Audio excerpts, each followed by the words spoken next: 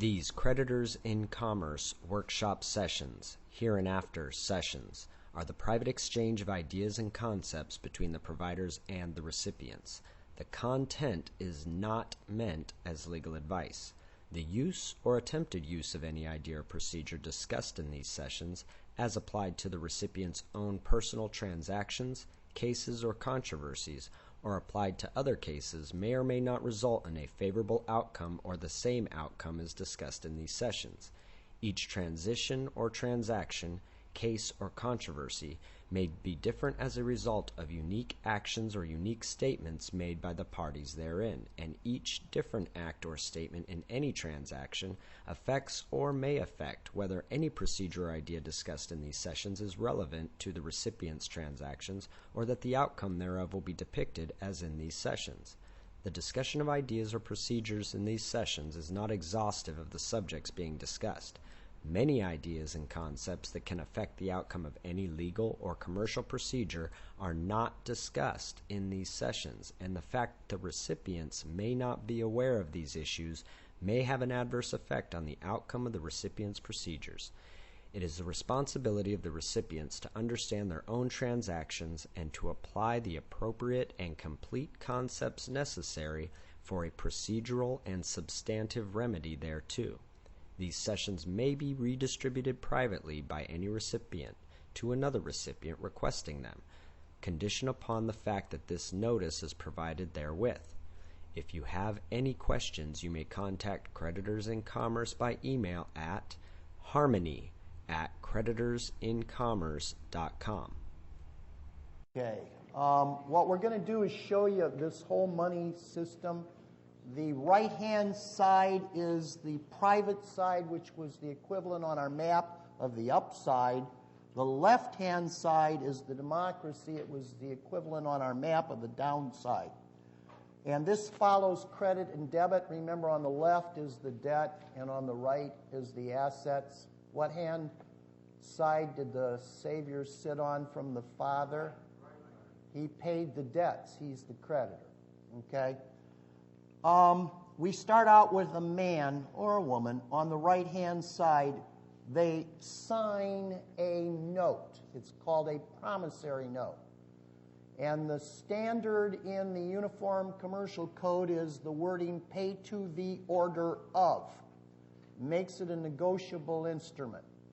Now, a note can be one of two things. It can be evidence of a debt if it's a promissory note, or it can be in order to pay if it's on an account and is intended to transfer commercial energy. When you go to the bank and you're going to get a loan on anything, a house, a car, if you're signing up for a credit card, if you're getting any loan, does the bank have any money to loan you? No. There is no such thing as money anymore, although we play the game in the accounting world like it exists.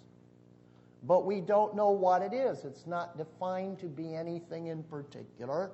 We know that money is measured in terms of units like weights or quantities, and the unit is dollars, but we don't know what it is. Is it wampum, silver, gold, paper? It's not defined. Many of you are familiar with Disney dollars when you go to Disneyland. They issue Disney dollars. It's not a joke. That's a legitimate dollar. So a dollar. So in reality, and you know, there's other currencies in the world that are denominated in dollars, and they'll have their definition of what a dollar is.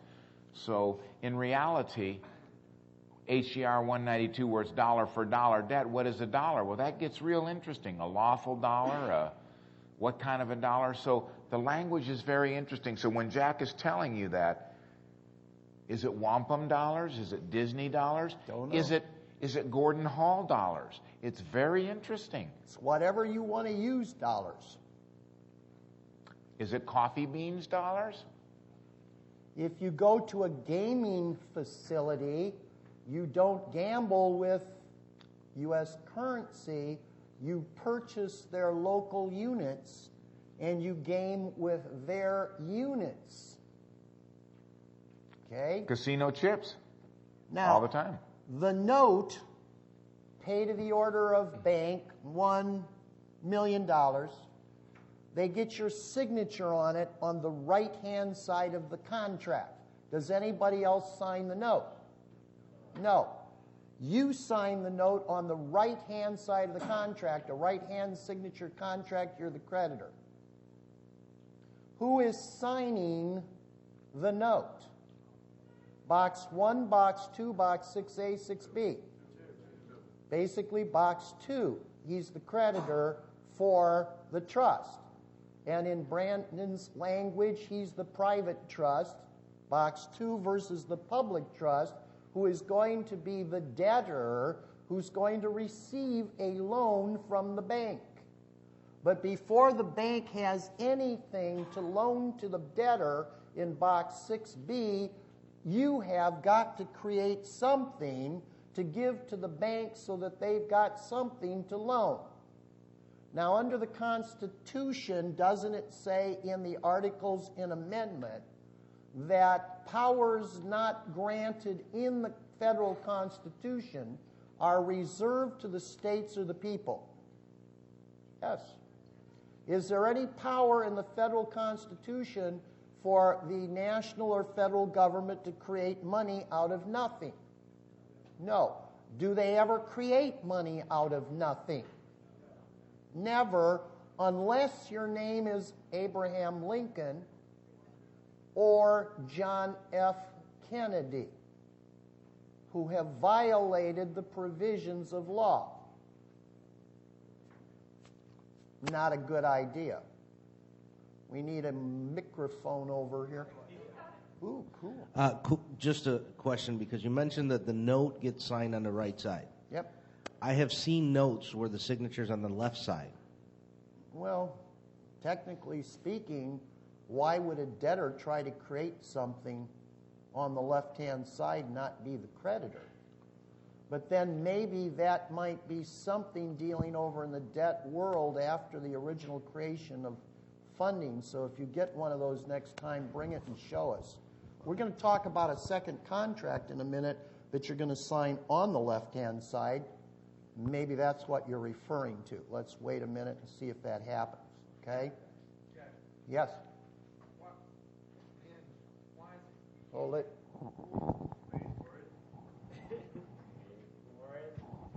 If we're dealing in the public side, Put the mic up. when we deal in the public side and we're creating the funds, We aren't creating the funds on the public side. What side is the man on? I mean the private side. I meant private. I'm You sorry. got it. Okay, Okay. private side. Why isn't that contract in our proper English form and not our strawman capital? Because I've asked for somebody to print a contract for me in proper English, and they won't. They the brought machine a wouldn't do it. contract that was created by attorneys in which world? Public. In the public, so they can only draw things up that they see. You guys don't get attached to believing that it's only talking about the straw man when it's in all capital letters. Don't. I had a student freaking out because the lawsuit had her name in upper and lower case. She's, oh my God! Oh my God! It's still fiction. Okay. Remember, no matter how the name, I don't care if it's an Egyptian hieroglyphics, it's a fiction. And if it's a document that's originating in the public, all they can interact with is the straw man, the fiction. So whether it's uppercase, lowercase, upper and lowercase, because I had people say, I get my cable bill and it's upper and lowercase, oh my God, oh no. Yeah, it's not that big a deal. Okay. Look at it this way. When you get any process from them, isn't it asking for an appearance? What appears? Ghosts. You conjure up an appearance at a seance. If you're living, you don't disappear.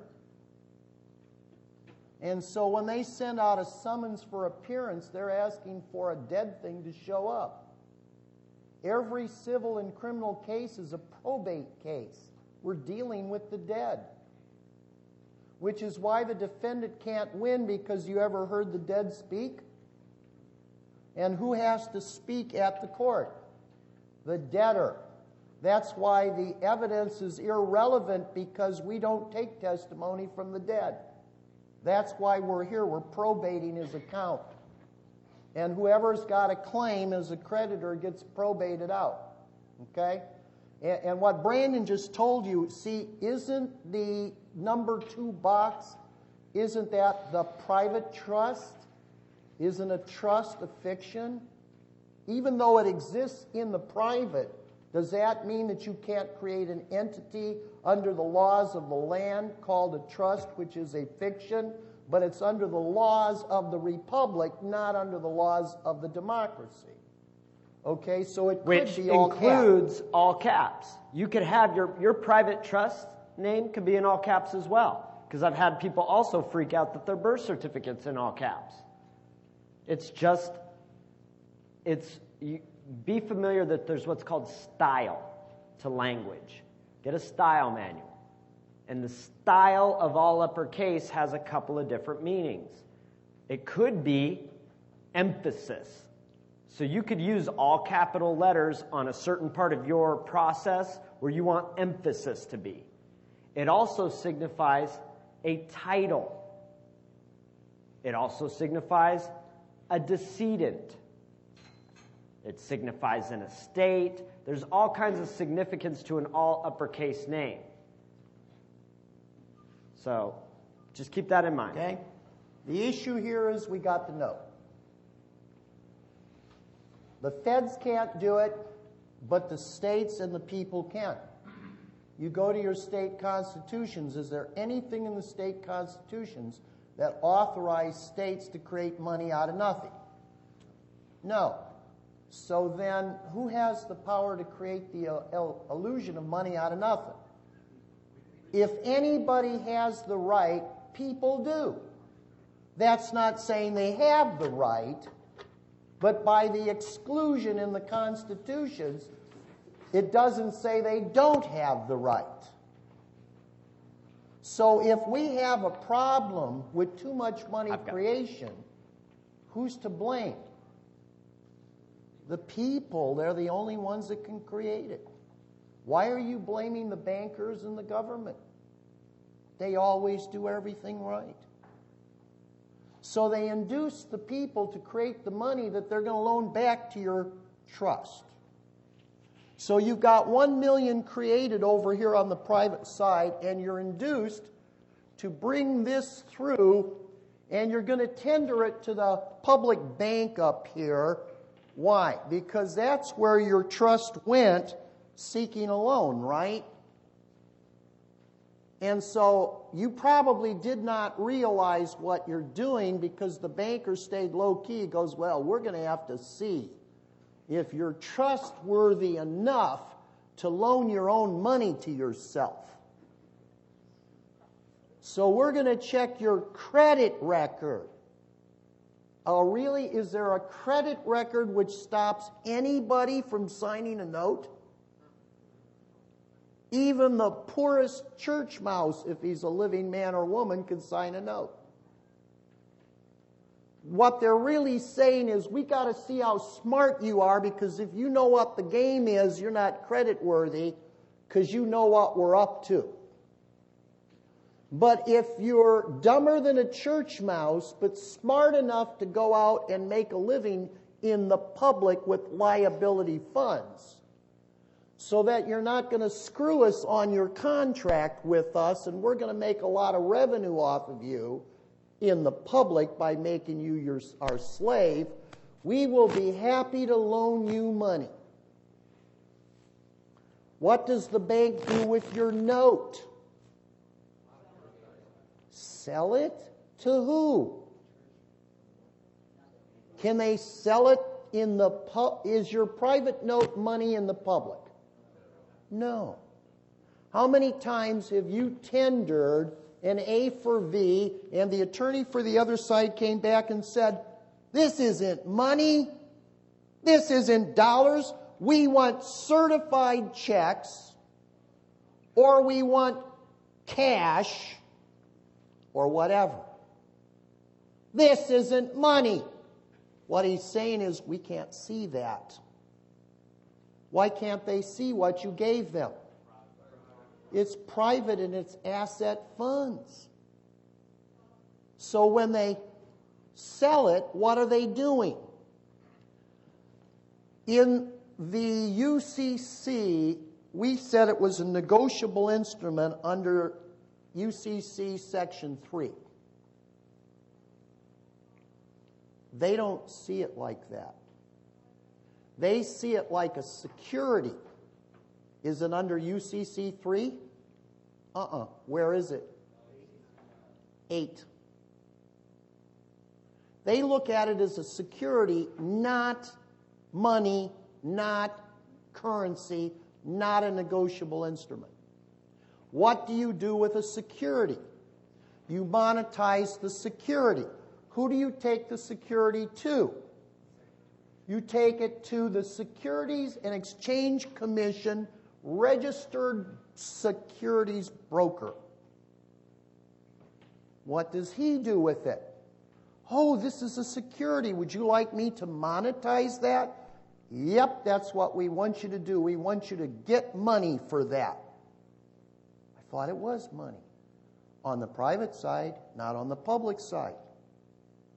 So the SEC broker is licensed to wash securities through the Federal Reserve to get money. Money in the public sense. So they turn over the $1 million note to the Federal Reserve Bank. Whose money is that? Yours. What does the Federal Reserve do with it? You see, they're saying, well, who did this security come from? Oh, it came from Social Security number 123456789. Oh, well, let's look up his account. Who holds the accounts? Depository Trust Company. They look up the Social Security account. What did we tell you the Social Security account was for? To keep track of all of your assets. You just created a $1 million note. Is that an asset? Yes. What do they do with that asset? They deposit it in your Social Security private side account. The assets in your account just went up $1 million with the deposit. You just became $1 million richer by creating that note. But the bookkeeping is dual-sided, and they got to balance. If we just added $1 million to the assets, we got to add $1 million to the liabilities to get it to set off in zero. Because did anything of substance just go into that account? So what does the account balance have to show overall? Zero. Nothing of substance went in, nothing of substance came out. However, when they put $1 million in liability in a liability account, what was that? That was a drawing account. So they authorized the funds to come out of that liability account. The Federal Reserve Bank issued a check from Treasury in the amount of $1 million. Sent it to the SEC licensed broker, and in our minds, we say, the SEC guy just sold our security to the Federal Reserve Bank for $1 million. What kind of funds are in that $1 million check that came out of the Federal Reserve Bank? Liability. So the liability funds get sent to the bank that induced you to get into the loan, and they got $1 million in liability Federal Reserve notes. What do they do with it? They create a drawing account for your straw man Now, this bank here has tendered a second contract to the public side of your trust. Would you like to borrow $1 million from us? Absolutely. You signed that on the left side because your straw man, the public trust, is a debtor. Where did the bank get the $1 million to loan him? From the drawing account, from the funding that came back through the sale of the security through the SEC licensed dealer. So the bank now withdraws the $1 million and sends that out to the beneficiary of the public loan, the guy you're buying the house or the property from. Is the seller happy? Like a lark, man, he's got fungible Federal Reserve notes that he thinks puts him in top of the world. There is a second contract with the straw man to feed $1 million in principal back into that drawing account that has been depleted from the bank when they wrote the check on the loan. When you bring $1 million in principal back into that account, you have met the obligations of the contract. What does the bank do? The bank then takes the $1 million that's restored to the drawing account, sends them to the SEC broker. They tell the SEC broker to go buy back that security. The SEC broker funds the money through the Federal Reserve Bank and says, go get the $1 million security under this Social Security number account. They deposit the $1 million in this liability account, bringing it back up full. Then they zero that against the asset because they debit out the asset, which is now canceled, and the asset account in the DTC under your SSN number goes down. But nothing in substance has changed. This man, box 2, he had a $1 million asset as long as this loan was in process. Once that contract over there for the property got paid off, the man lost his $1 million asset in the DTC. Where did his $1 million just go? He's got a priority lien on the asset of the home belonging to the straw man worth $1 million. Has the assets of box 2 trust man depleted? Or is he right back to where he was?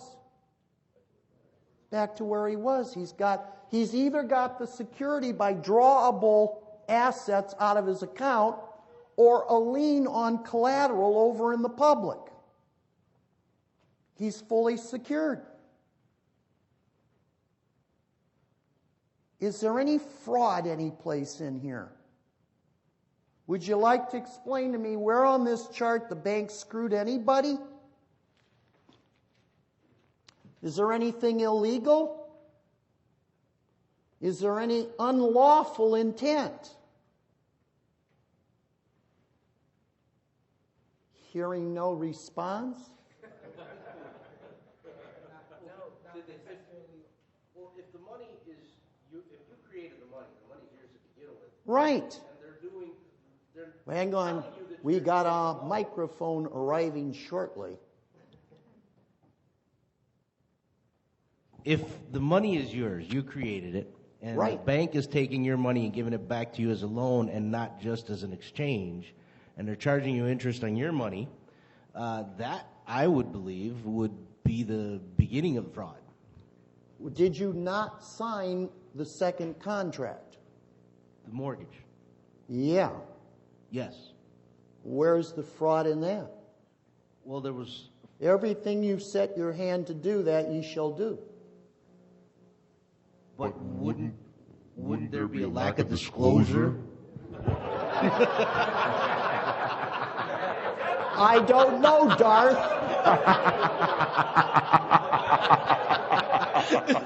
Are you coming from the dark side? Believe so. But I don't know. We got to do something with Brandon back there. He's got way too much time. But wouldn't that be a lack of disclosure on the part of the bank? Because in reality, are we dealing really with contracts or trusts here? Well, aren't we How dealing can with we both? be dealing with contracts when there's no lawful money? That's right. We got to be dealing with trust because that whole process of buying a house right, is a trust. and in the process of dealing in trust is full disclosure necessary. No. Particularly to the debtors. And isn't the second contract in the military venue? Yes. Where truth is just one of the casualties of the war? Oh, yeah. Yeah, that makes sense. Well, now that we've gotten to this place, I don't want to rain on anybody's parade. Our intent here is to get you to understand what the process is, number one. To get you to understand that inherently, the way this is set up, there is no fraud. Although now that we understand it, we may take some steps that we not do things anymore like we used to for certain reasons. And built into this scheme of things are plenty of remedies. I'm just saying this is a roadmap of what's going on, and unless you show me where this isn't true, let's use the roadmap to get some viable remedies to solve this problem instead of going into court and arguing. Because remember, we've spent a whole day and a half telling you that arguments are the equivalent of a debtor who can't get a remedy.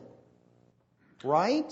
So all of these positions going into challenging these mortgages and these things that you want to set off, if you accept these principles that are being put forth, it's going to give you some guidance on how to get remedy on a consistent, regular basis.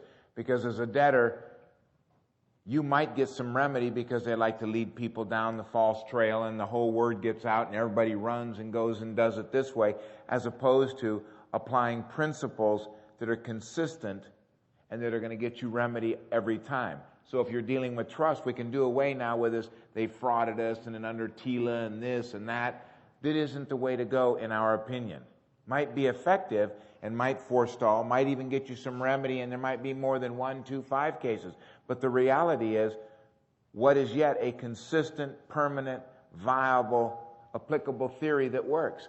If it isn't, if you define that it's trust, then we're not going to be taking that standpoint any longer about arguing, they've committed fraud, this, that, and the other thing, because we know that in trust, full disclosure is not required. And because there's no lawful money as the term is defined by the Constitution, then we're not going to be dealing with contracts. So it is a trust. And it gets more interesting. So now you're going to be able to get a little closer. The next thing, if you're going to argue any of those frauds, which side of this map are you going to be on arguing? You're on the public side arguing because all of those are terms and conditions on the public contract. What is your probability of success arguing any place on the public side on any issue?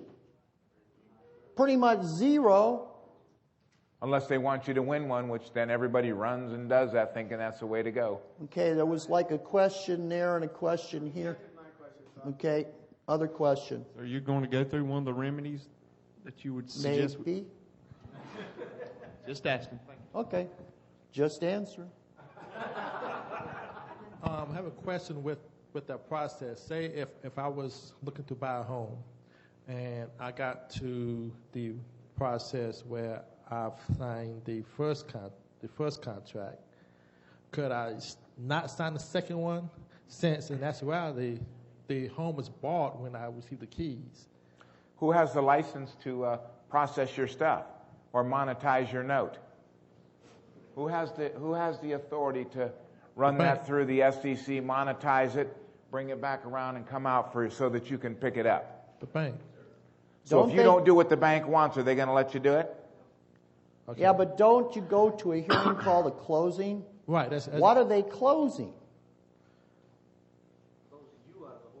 No, they're closing the accounts if you know what you're doing. Has the bank already got the money to buy the home? Where to get it from? From the Federal Reserve, and it got it from your account. Okay, but see, that was liability funds that came back there. Look, at liability funds stay on the liability side. Asset funds, even though they technically went through the bank and the SEC, those people take silent judicial notice that that came from the private side, and we can't mess with them in public. We got to find a SEC licensed dealer and get rid of that hot potato. What does the bank have to do to get the SEC to process that note? What do they have to do to it? And when they present it, what do they had to do to present it? Endorse it. What did they just do to that promissory note when they endorsed it? They turned it into a money order and they've been paid.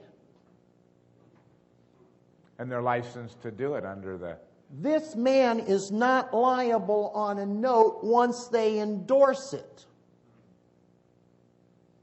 because they've converted the promise and they've cashed it out. They have no standing to come back against the man. Are they ever going to come against the man? No, they don't deal with living people. So do they care if they endorsed it? No, because once the note is endorsed, they've converted it. It's no longer a promise to pay. They got paid. So the man has no duty to pay that note. What are they foreclosing on? The second contract. When you go in there and you compel them to produce the note, why do they never produce the note? Because they're not foreclosing on the note, they're foreclosing on the second contract. They don't have to produce the note because the note's what made you a creditor. Why the hell would they produce evidence that made you a creditor at a foreclosure? What you need to do is you need to have them produce the mortgage deed or the trust deed. But the mortgage deed and trust deed says you've promised to pay. The mortgage deed and the trust deed is no good unless they hold the note against which they're foreclosing. Do they hold the note? No. So the mortgage deed or the trust deed is invalid in and of itself without an attached note because they come in a pair. But you never raise that issue if you wanted to argue in the public, which I don't advise. Yes, ma'am, we need to have a mic. I knew if we started talking about money, we'd get a lot of questions. It's really confusing. Go ahead. I did argue. Is it on? Is it off? I did argue about How'd the note. that go? They showed me the note, the original note. I saw it. I felt What it. was on the back of the note? Nothing. Well, then they held the note, actually. I don't believe that in a heartbeat. Maybe it was a counterfeit or something. I felt my signature. I mean, I had my finger on everything. Attached to it was a paper saying that they assigned the note from Company A to Company B, but there was nothing on it in the back. Who was the lender? Original lender? I've got 4 going or 7 going. I can't See, remember. Was it a big bank, or was it like a private lender? Or? I think this was eventually the Bank of America. No, not eventually. The initial lender. It was ABC. Small bank or big bank? Yeah, it wasn't even a bank. It was like a mortgage Okay, a company. private party then.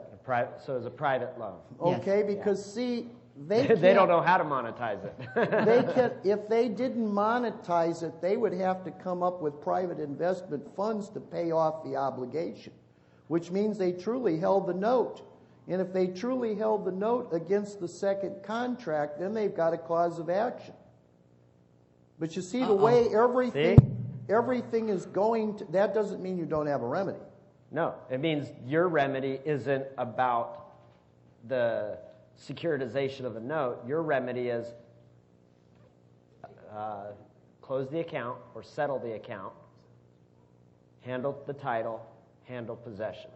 So that's why what a perfect example of why you don't want to go argue the merits or the facts of the case.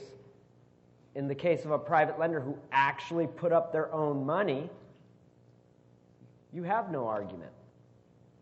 You wouldn't anyway, because they didn't do anything illegal or wrong. They just used a different process. But the important thing, like Brandon's saying, is they're personally liable in there because they use their collateral to pay down your debt. So they got a cause of action there. Right, but they did sell it to Bank of America. They've who got a paid subrogation. them. So they did get money back, from the loan. Well, theoretically. like Gordon said, their Bank of America now is a subrogated party. Right. And it depends on what Bank of America did to acquire that note. If Bank of America just took its retained earnings and paid off the private investor, then they still haven't monetized that instrument. It's still floating out there along with the debt contract. And so they've got a real cause of action there.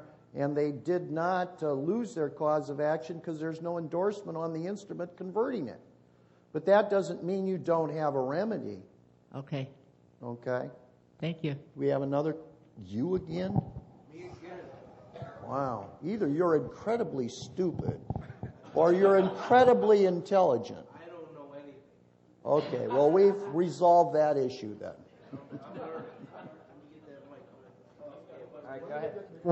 Since I have the mic right now. And I mentioned a little bit to Brandon, I had a situation where the mortgage company, they failed to file the security deed. And what they actually did, actually sent me a letter asking me to re-sign it. You gave them an original sign and they say what? I did a refinance a couple of years ago. They failed to file any of the paperwork. So if I go down to the Fulton County Courthouse, there's no paperwork, there's no evidence that's been filed of that refinance. Well, look, if they didn't file anything in the public, they just don't have a publicly recorded lien. Right. Okay? And if they record it in the public, they can use the public for collection. Right. If it's private, it doesn't mean they don't have a remedy. But the question is, does a corporation licensed to do business in the public try to do anything in the private? I don't think so. Right. They sent me a letter asking me to re-sign on the security deed. Of course, okay, but then they're asking you to create a new liability. Right. What would have been your alternative? Well, what I did was I sent them a letter basically saying, as I told Brian, maybe I shouldn't have totally, but I just said, hey, I conditionally accept what you're asking me to do. On what condition? Based on them proving to me that they actually have a debt, that there's a debt that I owe them. Okay, now you're asking the illusion to prove reality, which is what all the patriots are doing. So you're arguing the facts in public. How's that going to work for you? I don't know. This has been back in March. I haven't heard anything back from them yet. So okay. Here's what we're looking at. You got a question first? Yeah, I'll ask my question. From my understanding, the note is the actual debt instrument. The note is the asset. I understand it's the asset, but at least from now, what we're learning here, but the way I understood and the way lawyers explained it to me was that the promissory note was the debt instrument, and the mortgage was the evidence of the debt. Perfect backwards.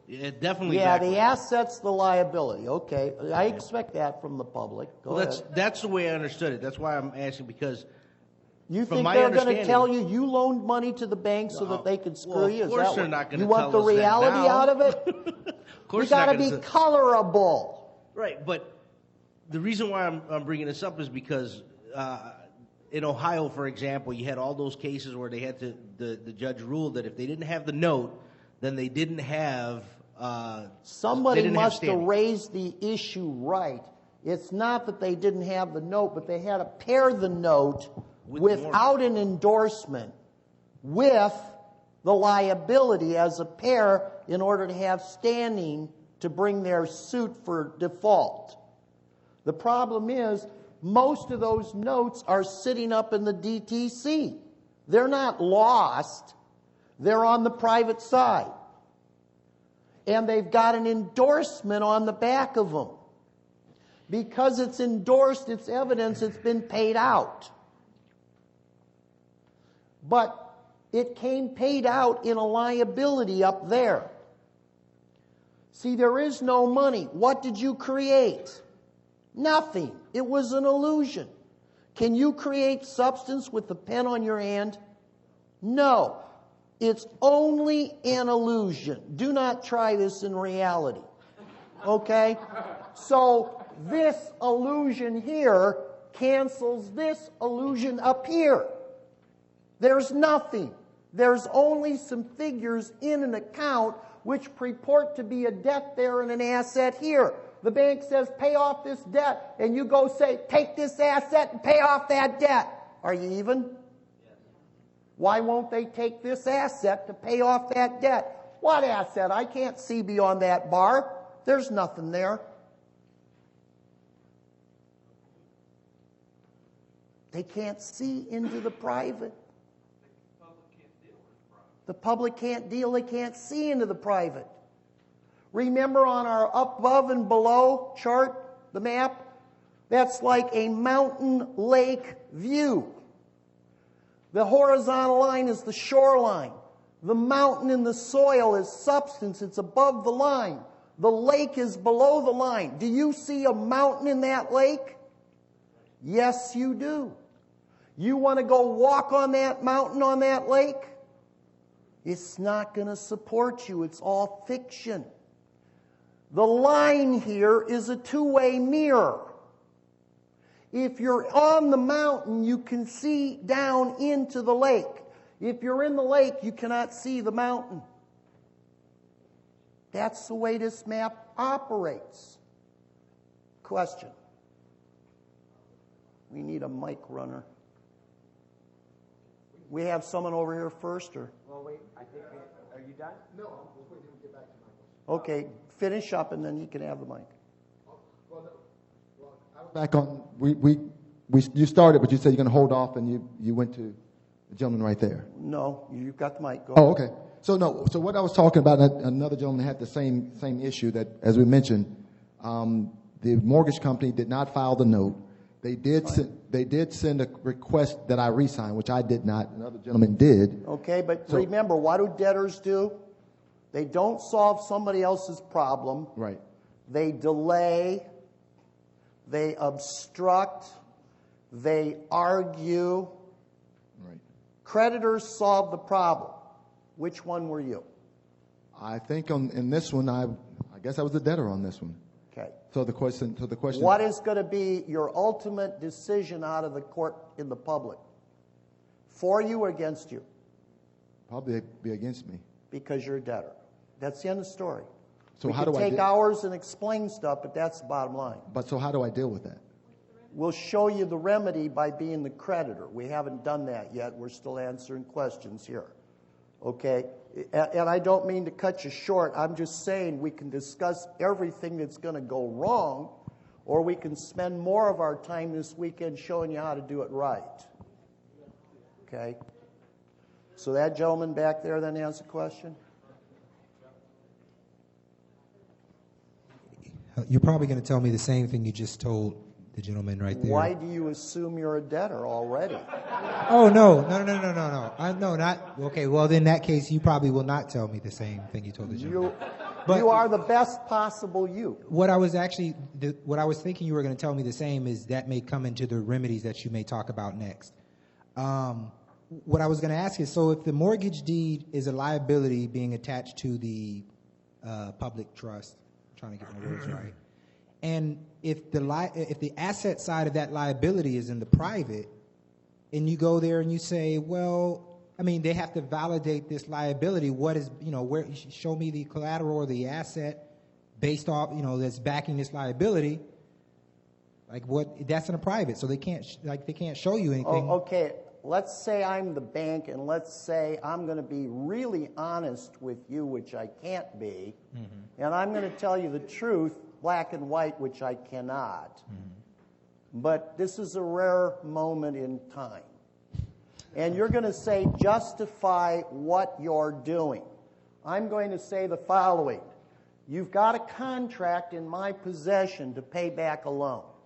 The loan was liability funds. You will pay back the loan in like-kind liability funds.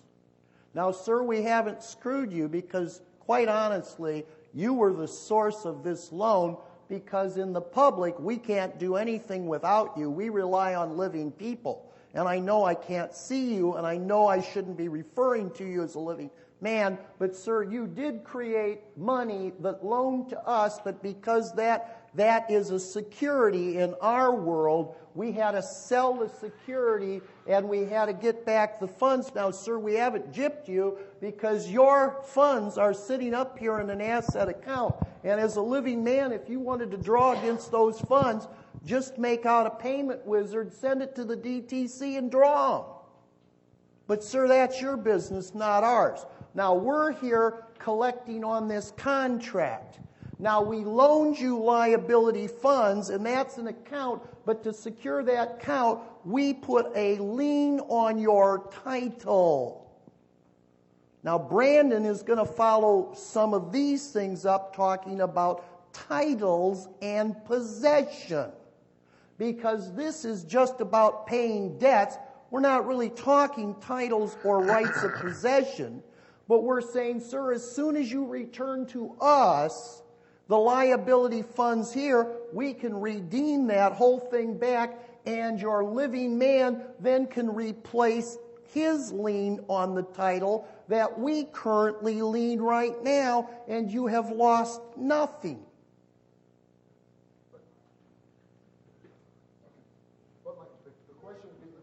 As you mentioned, you said, okay, I have the title, I have the You mortgage. have what title? You mentioned the bank would say, okay, sir, I actually have this mortgage or I have this instrument that you helped create.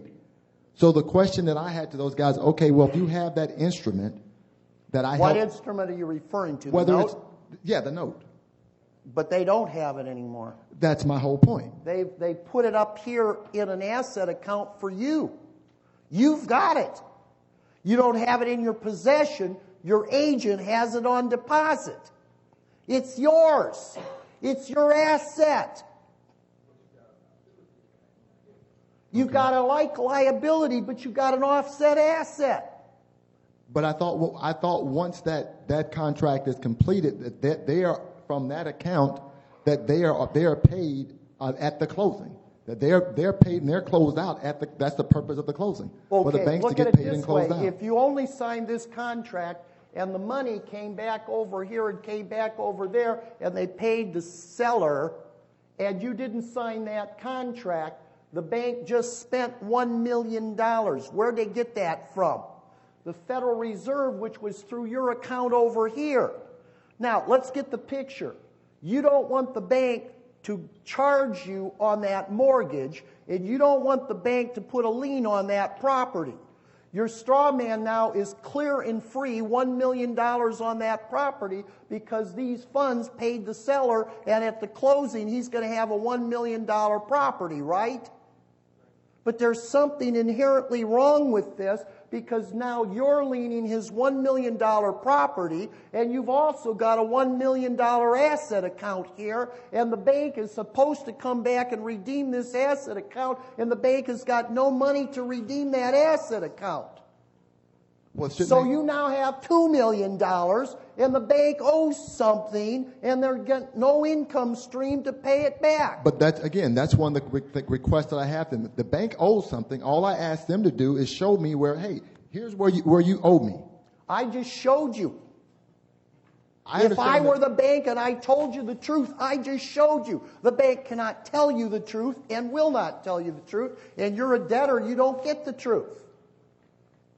What do you want to do? Argue with the bank because they won't tell you the truth not at because all. they can't tell you the truth? Or do you want to deal with reality and see how you get your remedy? Deal with reality. Okay.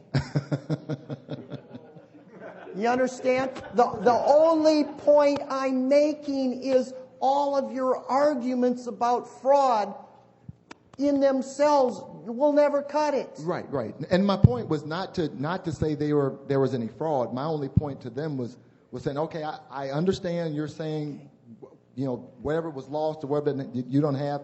If I owe you, I'm not saying I don't. You do. But I'm saying I never said I didn't. We can agree on the following. Right. They never gave us the big picture. Right. And they will not and cannot tell you the truth. Right. And I'm really pissed about that, but now that I know what it is, let's go beyond it. Let's do that. Is everybody on the same page now? We still got some same questions. We got one here, sir. Go ahead. Since banks are, Put it up here. Since courts are banks, basically, when it comes like you have a trial or something, let's say it was just, had an accident, and things don't go well in your favor, is there remedies you can have through some procedure that can either get compensations or reverse things or anything you can do? In other words, if you got a court judgment against you? Yeah, let's say the court judgment against you is the equivalent of that liability account. We don't care whether it's coming out of a bank okay, or a court, which is a bank. Okay. They're trying to collect on a liability account. Okay. A judgment is the equivalent of that mortgage deed or trust deed, which is a left-handed debtor contract requiring the public trust, box 6B, to discharge a liability in a liability account to which a bank, a court, or a whatever is trying to collect from your straw man. Now understand that all of the public court procedures are on that side. Right. The reason we're showing this as opposed to our map is we're trying to superimpose commerce on what's happening in the public and in the private, so you can start seeing that there's a commercial model that has to go along with the settlement on all these things between the private trust and the public trust. Right. Okay? So if the court is trying to collect on that drawing account, which is down $1 million because there's $1 million judgment and they're looking at collecting liability money, the court judgment is the equivalent of this lien against the straw man in order to enable them to collect that $1 million to zero the counts. But if you're the plaintiff, does it still work the same way? If I'm the plaintiff? The plaintiff is the guy that's the beneficiary of the funds that are going to go into that account when the bank court collects it from the straw man. Okay. And if I'm getting a, let's say, a $150,000 case against someone, I get $2,000. Is there any way to fix that? Why don't we hold these off and let's finish up on on these kind of things, because you're getting into kind of another area. Yeah, you may see the answer to that as we go along. I'll stay with this slide right now. I think we can handle it. Okay, what we want to start showing is some remedies. First of all, do you have a question real quick? If a home is foreclosed on, are you saying that the promissory note, or say if the home was worth $150,000, even though the home was foreclosed on, the $150,000 is still in your trust account on the private side? Yeah, it's still up in the DTC because that's where your note is.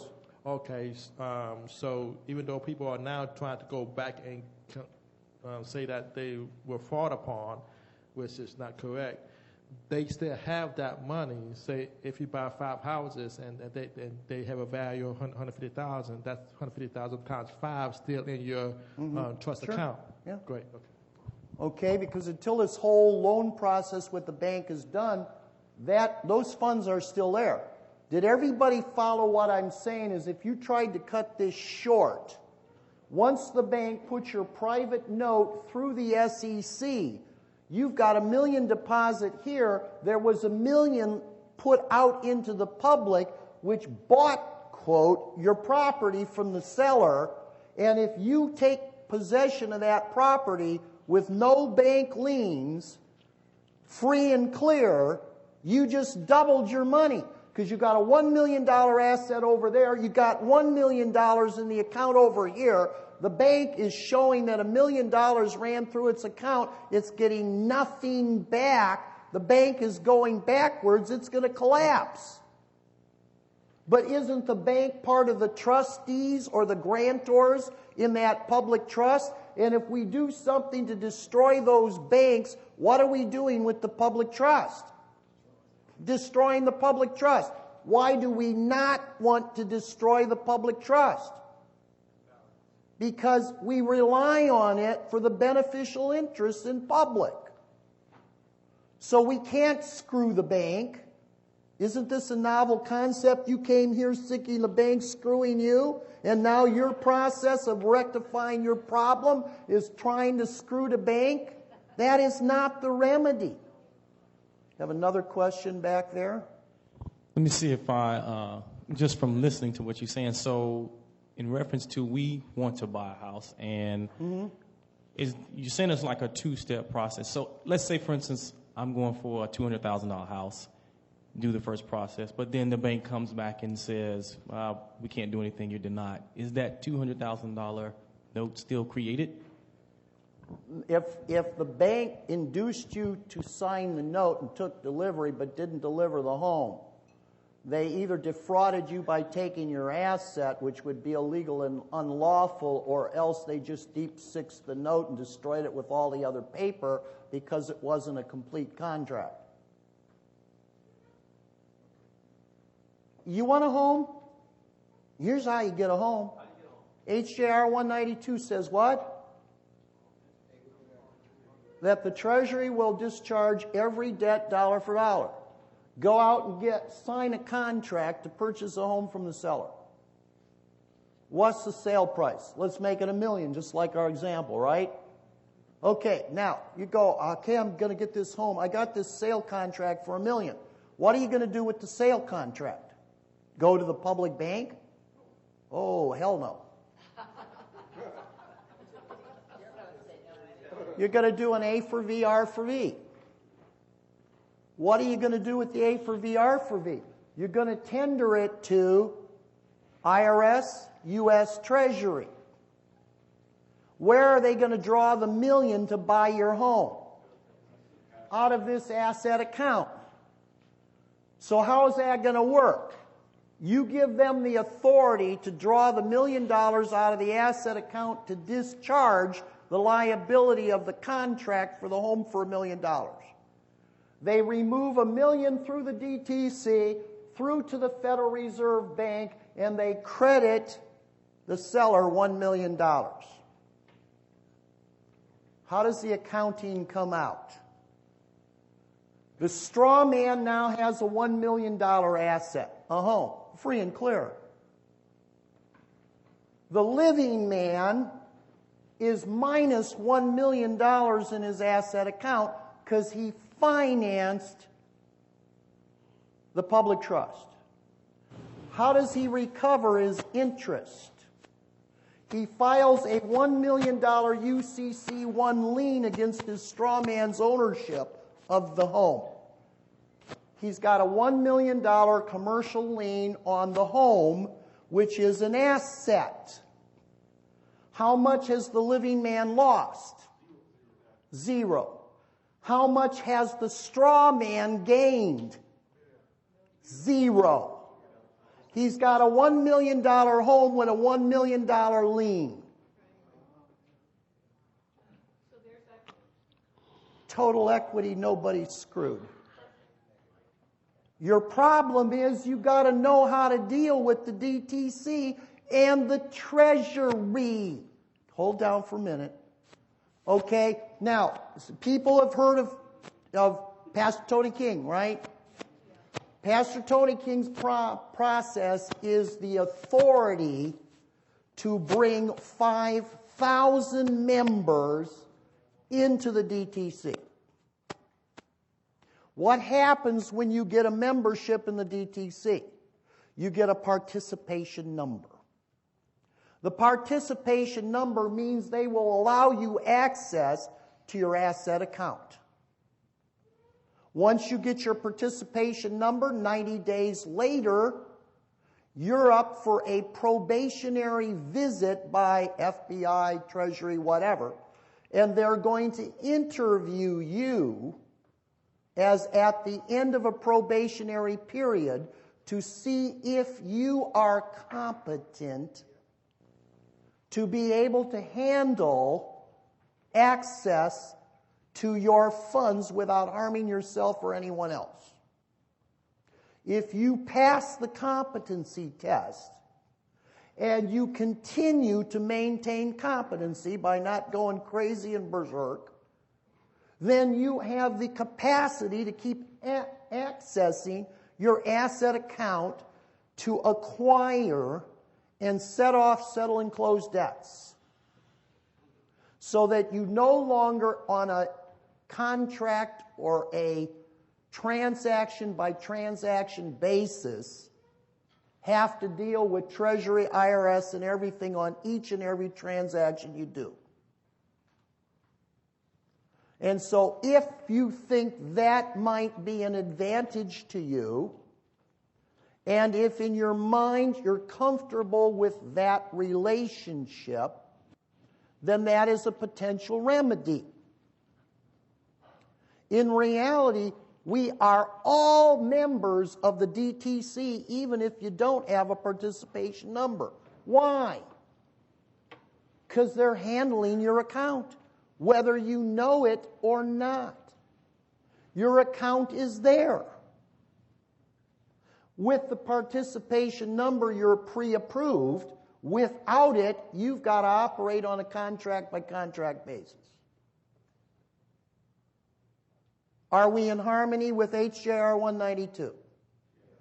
Do we realize that the realization of why that asset account is there is because we've surrendered, the living man or woman has surrendered all of his rights, titles, and interests to the real property that exists in the world. You own nothing. You control nothing. But in return, you have access to an account. So when you're talking about mortgaging your future as a slave to acquire a home, and this remedy exists, who made you a slave? Look in the mirror. Why do you people think the government and the bankers or anyone else is evil? Why do you blame the Creator for your circumstances? He has provided a system in the background through His agents that have given you the opportunity for every blessing that a father could give a child. And yet, are there times in your life that you want to curse God and die because you think He has created some big problem in your life and He's not a loving parent? What are you people, blind? Eyes that cannot see and ears that cannot hear? You are a select group of people. This message is not supposed to go out to people that cannot be responsible and cannot hear the message and see the message. And like I said yesterday, you are cursed because now knowing the truth, you've got responsibility. How much time we have? 5 minutes? Okay. So that's it. In 5 minutes, we got to cure the rest of the world's problems. Let's say you don't have access to this. How did you start this problem? Did you write a note? Look, isn't the problem that drawing account there is not up to par yet? It's somewhere below full. Let's fill it up. We don't want to argue any of the crap over here. Does that straw man have any ability to fill up that account? Stay away from the private side. Who could fill up that account? The real man. Write a second note. Stay away from the public. Do it in private. What have we been talking about all weekend? Okay, sorry about that. Don't do as I say. I'm public. Do as I do. This mirror really confuses me sometimes. I don't know which side I'm looking at. Write another note to the bank. Pay to the order of. Bank, pay either the greater of the original mortgage or the amount that is still owing, including all interest, fees, and everything else. Why would you pay the original mortgage if it's greater? Because that instrument is an asset instrument that comes out of the private. And we want to discharge liability with asset. Now, if you tender this new note to the bank, the public window, what will they do with the new note? Do what? They won't throw it away. Let's go on break now. No.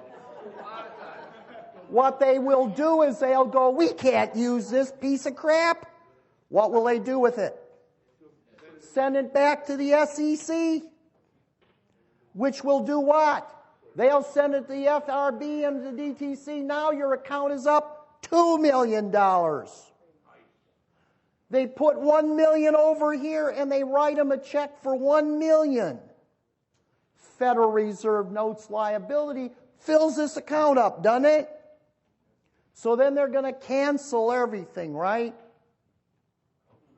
Wrong. Why aren't they going to cancel everything? They can't. Why can't they? Because they got to redeem $2 million now. And how much they got? Less than the $2 million. Here's what they're going to do. Did anybody ever read the Sheetar article by Judith Shapiro in the Washington Law Review, 1987? How many people read that? One. Huh? You read with your eyes closed. Okay, so there's 1.5. We're counting Julio as a half. Okay, what you need to do is, as luck would have it, I believe I gave that article electronically to Brandon, and he has fully promised, although probably will never fulfill his promise for 4 more months, because he's always behind, will deliver you a copy of that article. That will tell you exactly what the mortgage lien loan things are doing. Here's what it's going to do. It's a statute staple. A statute staple is a death contract. The death contract is when you signed that mortgage deed, you signed a contract forever waiving your rights in the title of that property if you defaulted on the loan. Which is why when you go into foreclosure and either the the court or the trustee rules against you, your rights, titles, and interest are forever lost in that property. It's a death contract and you didn't fulfill the contract. However, under the Sheetar, if you tender a payment, they have to give you the credit for that payment on the first loan contract. So you tendered them 2 notes. How many mortgage deed contracts have you signed? That's the key. Because when you tender the second note, even though they do this, and they've got enough to cancel the first contract, they must cancel the mortgage or the trust deed. That's the death contract. Then they take that million and buy back your first note. So now you're down to 1 million here. They've got some part of that million because they use the rest of it to redeem the first note, and the mortgage deed or the trust deed are gone. There is no second one. So you've just freed up the title in the property. However, how many people have understood common law liens? That map burning in their brain because it's not on, but we were discussing the sheet tar. We were discussing statute staple. And I think somewhere where we ended up here, geez, what were we talking about? Common, there is a man that's paying attention. Thank you. Common law lien. What is a common law lien? That's when, no, it's not a UCC1. A common law lien is when a proprietor is owed money and he happens to have physical possession of your property. And you want your property back, and he says, I'll give you your property back as soon as you pay me what you owe me. That is a common law lien. You may have experienced it every day. You went to the laundry. You turned in a suit or a dress for dry cleaning. Whose suit or dress is it? The public trust, your straw man. You leave it there, come back 2 days later and say, where is my suit? The guy at the dry cleaner says, that'll be $20. You say, hey, look, I don't have it right now. Payday's coming up. I'll bring it to you when I get my money. He looks at you and says, great, then you'll get your suit. You look at him and say, are you trying to steal my suit? And he goes, absolutely not. You extorting me? I think you're stealing my suit. I'm calling the cops. Gets on his cell phone. The cops come down, and the cops say, what's going on? And you say, this guy's stealing my suit. And the cops say, hold that thought. Let me go talk to this man. Sir, what's your story? Oh, I just did some dry cleaning for this gentleman. He owes me $20. As I told him, as soon as he pays me the $20, he gets his suit back. Why is the laundroman keeping the suit? Surety or security on the payment of the $20 bill. The police officer turns around to the man and says, do you not understand common law lien? He provided you a service or supplied you goods. He is holding your property until you pay him. It's called common law lien. As soon as you get the money, come back and pay him and he'll give you the suit. What does this have to do with the bank financing? As we ended up before the break, we said you tender the second note to the bank. Even if the bank puts it through the SEC broker and gets the loan back or the money back in liability funds, there is a sufficient amount to pay off the debt on the first mortgage. The first mortgage has an underlying security feature, whereas the bank has filed a mortgage deed or a trust deed on the property, securing the payment of the loan. Now, the mortgage deed or the trust deed is not a common law lien. It is a statutory recorded lien. Why did the bank get a recorded lien on the property? So that the bank would not have to hold possession of the home under the common law until you paid off the mortgage. Would you buy a home on a 30-year mortgage when you got no possession and use for 30 years because the bank had to hold possession to secure their loan? The answer is no. Nobody would buy a mortgage under those terms. So when they record the statutory lien, giving the court the power to foreclose, the bank has a recorded public security interest so that they don't have to take possession of the property under the common law to secure their loan. Everybody make sense? Yeah. Okay, so you pay them with the second note. Under the Uniform Commercial Code, it says, when a second instrument is tendered to a creditor to set off, settle, close, or discharge a pre-existing debt, the pre-existing debt is discharged to the level of the new payment. Did you pay enough to discharge the whole first debt? You bet, so the first debt's gone. When you tender the bank the second payment, do they get rid of that first loan debt? Yes, they do. They would never violate the law. Then the Uniform Commercial Code goes on and it says the following: that all underlying contracts securing that loan are also discharged. Did you have a mortgage deed or a trust deed on that first loan? You bet. It's gone. Does the bank do that? Yes, every time. It's gone. Are we happy? Not yet. Why aren't we happy?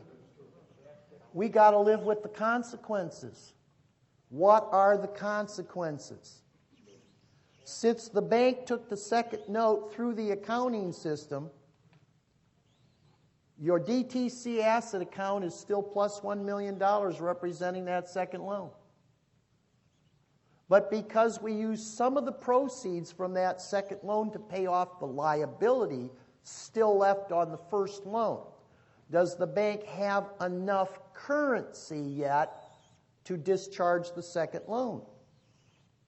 No. So what have you accomplished by doing this? You've moved the debt from the first note to the second note. Did that accomplish anything? Yes, because they've got to discharge the mortgage deed or the trust deed, which was the death contract that said, I will never, ever be able to have any rights, titles, and interest in this land again. So what have we accomplished? And what's the bank going to do? Well, you see, the bank, are they going to tell you the truth? No, because they're in public. What are they going to do? They're going to lie to you or deceive you. The first thing they're going to say is, what do you mean you paid off a loan? That didn't pay off anything. Well, that's funny money. Are you crazy? You can't do that. Is that the truth? No. So what happened? Well, you see, if you paid off the first loan, did the trustee or the bank stop the foreclosure? You're right. Probably not. It appears as though the foreclosure is still proceeding in fact. Why? Has the bank canceled the trust deed or the mortgage deed? Not yet. Do they have to? You bet. Do they know they have to? You bet. If they ran down there to the recorder and canceled the mortgage or trust deed, what would you do? Yippee, I won! And you'd go out and tell all your friends to send a note to the bank, wouldn't you? So the bank has got to deceive you. So they're going to pretend to continue the foreclosure until they've got an alleged buyer And then what are they going to do with the mortgage deed or the trust deed? Cancel it, because with the new buyer, that old trust deed and mortgage deed is obsolete. Because what? Because we got paid by the buyer, so we bought off the lien. Not. Here's what they did. They cajoled and conjured up a new buyer in the public. What did they do with that party's funds? Bought off the rest of your second debt. So that no longer are you indebted to the bank anymore. You think it's because they sold your property, but they sold some kind of an interest to a third party that gave them enough money, which added with your second loan paid off the liability in that account. Then they remove the mortgage deed or the trust deed, which they had to do because you paid it off. It had nothing to do with the so-called foreclosure sale buyer paying it off. But then there is some new buyer out here. And what's the next thing that that buyer wants to do? Take possession of the property. Why does the buyer want possession of the property? Common law lien. Has the buyer got an investment? Yes. Has the buyer got a security interest or title recorded on the land? What do you mean, yes? Okay, you know when you do this in Ohio, and it goes through a confirmation sale and the court confirms the sale, this is what they say. First, I'll tell you what they usually say when you're a complete screw-up and don't pay the bank. All rights, titles, and interests of the former property owner are hereby forever quitclaimed, released, conveyed to the purchaser and his descendants and heirs and everything else, okay?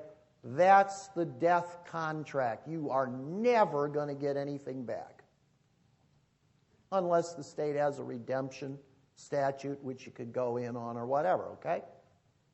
What does the confirmation sale say in Ohio when you do it, what I just said? They said that the purchaser followed all the requirements, and he was the highest bidder.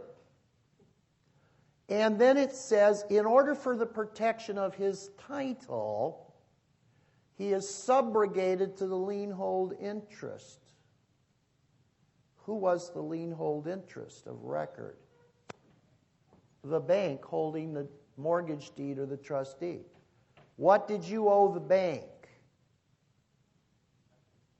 Yeah, you did, because on the second note, you haven't filled up that liability account to full yet, okay? Another $1 million. So, well, it's not the whole million, it's the million minus whatever you had to pay down on the other one to clean it up. So let's say you owe half yet. Let's say you owe $500,000, right? So now the purchaser of the property at the sheriff's sale or the trust sale, he gets a deed from the sheriff or a deed from the trustee. But you know the paper is only worth the words, the content, and the guarantees thereon. So if the court said by a judgment all rights, titles, and interests of the former owner are hereby gone, then he's getting all the rights, titles, and interests of the former owner, and you're nothing. But if it says, remember what it doesn't say is more important than what it does. If it says, well, he was a good buyer and he just gave us $500,000, and so to protect his interest, we're going to make him put in subrogation to the lien holder. In other words, what did you still owe the bank on the second note? $500,000. What do you owe the new purchaser? $500,000. What kind of a debt is that? Simple. What do you mean? Principal only. Don't owe him any interest because you've canceled all the interest with the death contract. Do you have a new contract with him to pay interest? Don't owe him any interest. Don't owe him any collection fees. Did the court order say all rights, titles, and interests of the previous owner are hereby conveyed to the purchaser? No, because you've got all the rights, titles, and interest in the property. You redeemed them when you paid off the statute staple with the second note. So now Brandon in a minute is going to talk about going into writs of possession. So the new purchaser has a $500,000 simple principal interest in your land. Does he have any ongoing lien on that land? He can't even get a lien on that land with his sheriff's deed or with the trust deed. How does he protect his interest? Possession under the common law is 9/10 of the law. I'm going to take possession of your land until you pay me the $500,000. You pay me the $500,000, you could come and get your land back again. It's all yours. What have you just done? Read the Sheetar article. Judith Shapiro will tell you in about 14, 15 pages and the whole history of it, what I just told you. Is everything I just told you backed up in the Uniform Commercial Code? You bet it is. They can't change the substance of the law. All they can change is the procedure. The law today is the same as it was in the year 1096 in England. Nothing new under the sun. So if nothing else, at least you can protect your rights, titles, and interest out into the future in that. But you see, we've already told you if you got a participating number in the DTC and you owed the $500,000, what would you do? Do a wire transfer based on your participation number of the $500,000 and then issue a writ of possession or go to the courts the same as they're going to the court for right of possession. Why do you have a right of possession? Because I discharged the simple debt. There is no lien recorded on the land, and there is no judgment against me conveying my rights, titles, and interest to any party. Now, before the break, or during the break, we talked about possibly showing you how to do the A for V, that if you're not a participating member, or if you're not willing to go there right now, you could still use the account number on the back of your card to do a transaction in order to do what? To set off the $500,000 or whatever that original loan is, so that you're dealing between the living man under box 2, which is the private trust, through the account in the DTC with the bank in order to transfer the funds from the DTC through the FRB to the bank to zero out that account. Not by putting an instrument through the SEC route, but to get the bank to privately go and to debit your asset account to set off the account of the straw man in the bank. But see, we started talking about the fact that if you were to send that note or that request for payoff to the bank, most of the time when you're negotiating a mortgage loan or a trust loan, aren't you dealing with the public officials in the bank? The public officials in the bank are processing your request as though you're public. If you want to do the A for V for set off, who do you have to deal with in the bank? The CFO. Because if you take your private process to the public, what have you just done? You've nullified your process by putting it in the public and they can't see it. But the CFO is to the corporation, the public corporation, as your secured party creditor, box 2, is to your straw man, box 6B. Every corporation exists on the line. And they have one agent in that corporation, which is on the private side, CFO, and most everybody else is on the public side. If you're dealing in asset funding through box 2, your private trust, you got to be private to private with the CFO of the bank to process the set-off, because if you bring your process through the public window, they will sell it as a security, and when the funds come back, it doesn't zero it, it's a novation. And a novation is a negative offsetting a negative, and the debt is never paid. And that's what's happening to you when you go through the route of giving them the second promissory note on the public side, or the attorney, it goes through SEC and it comes back negative to set off a negative. It merely replaces, and you still have a debt for the straw man. Does that start giving you people some ideas of how you can deal with this? Yes. Need a mic.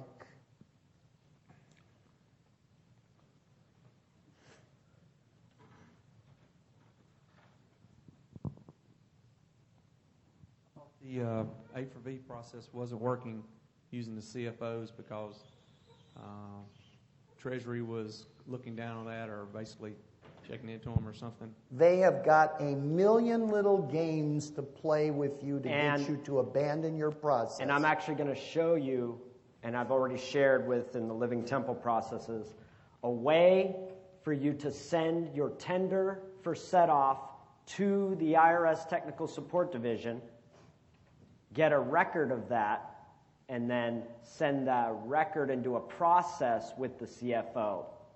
So we're about to go into that. But okay, I'm going to turn it over to Brandon in a second. And let me just say, didn't we start saying you have to know the history of what they're doing? The Sheetar article by Judith Shapiro, who's an attorney. So we know we can believe her even if we can't believe Smith. Okay? Because who the hell is Smith? But we could believe Judith Shapiro because she's a well-known attorney, and she's going to tell you the same thing I just told you. So now you know the history of what they're doing. So how many people, before they got their mortgages, read Judith Shapiro's article so they knew what they were getting into? Show of hands.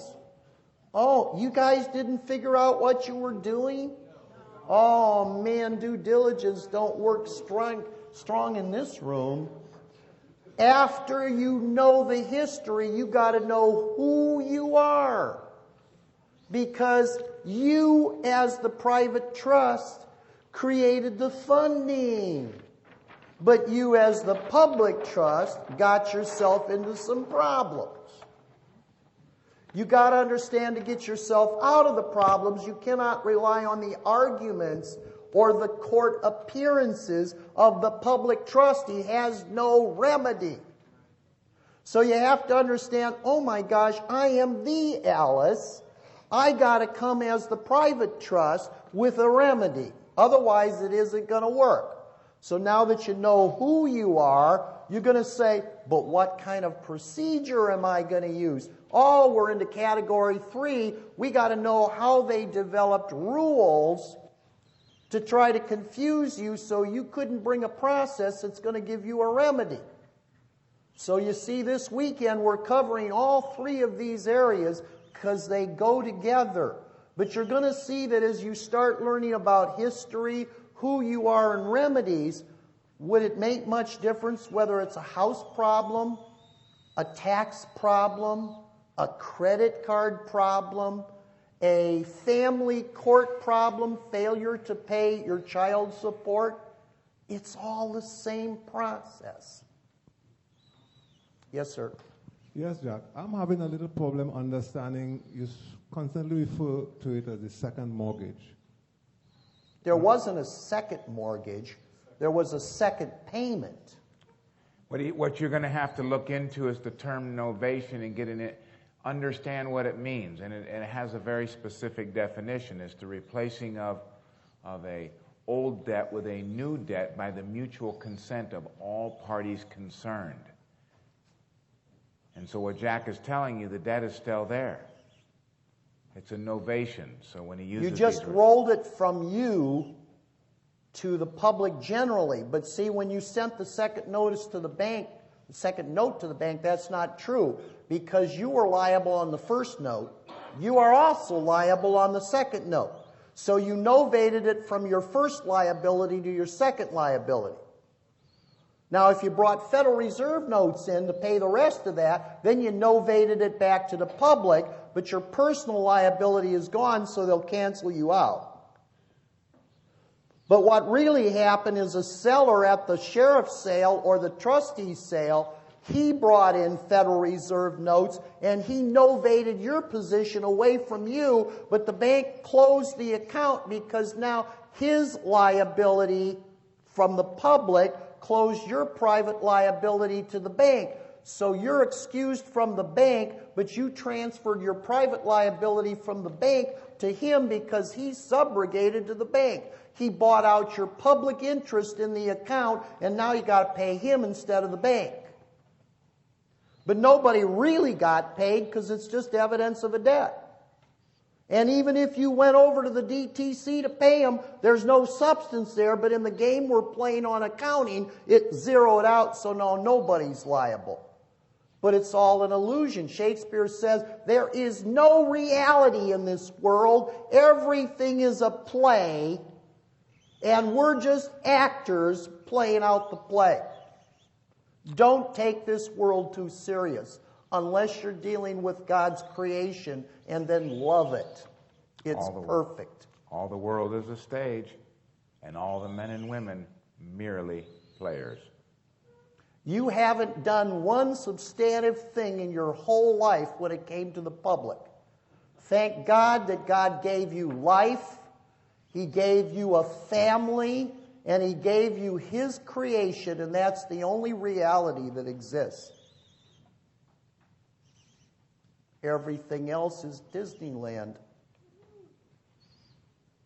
And we have a lot of fun in Disneyland. And they have Disney dollars in Disneyland. I love flying elephants. They are the coolest.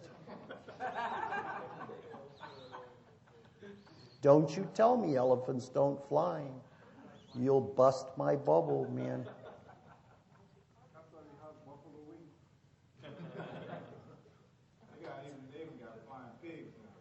Oh, flying pigs have got to be cool, too. Okie dokie, Mr. Brandon. I really hope you keep printing a lot of stuff up there because those things you're using are putting off a very, very good aroma. I know, I'm starting to have trouble here. That's some potent stuff.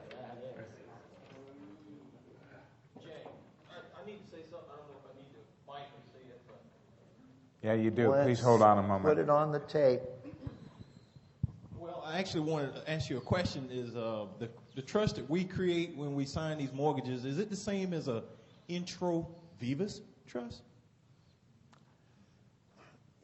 It's everything is trust because there is no money for contract, okay? But it's like in the nature of a contract. And in reality, like Scripture says, everything you put your hand to do, that you will do. Everything you put your hand to do gets you into trouble because you don't understand what it is. Didn't it say someplace in Scripture, if your hand offends you, cut it off? See, the problem is that God gets us out of debt because the Messiah paid all the debts. All the debts. There were no debts until Adam and Eve created a debt called sin. By one man, death, debt, entered into the world. By another man, the second Adam, death left the world because it was set off, settled, and closed. In the movie series The Matrix, you have Neo. Neo is a form of a debt discharger. Remember, he was referred to as the One, Neone, One, mirror image backwards. He was a form of a Messiah upon which Morpheus, God the Father, Neo, God the Son, and Trinity, the Holy Spirit, had a Greek sci-fi mythology to tell you something about your world. Now, Neo at first did not realize who he was. I don't think many of us realized who we were until recently, maybe even until this weekend. And when Neo was contacted by Trinity and said, if you're interested in finding out what's going on, meet me. Where? Where was the meeting place? Adam Street Bridge. Old Adam to new Adam Bridge. During a rainstorm. Is that a baptism into a death?